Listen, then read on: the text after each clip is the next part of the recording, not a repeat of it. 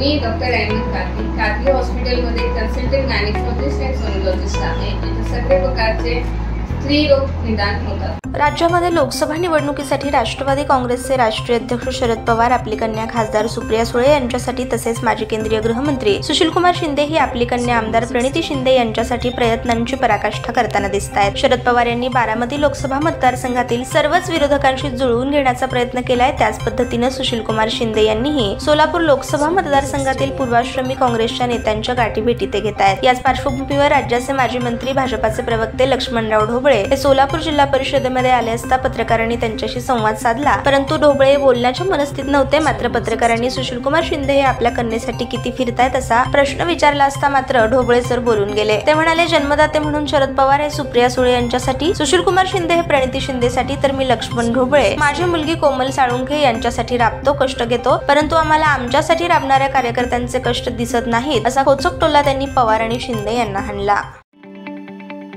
ताज्या बातम्या पाहण्यासाठी प्राईम महाराष्ट्र न्यूज चॅनलला सबस्क्राईब करा.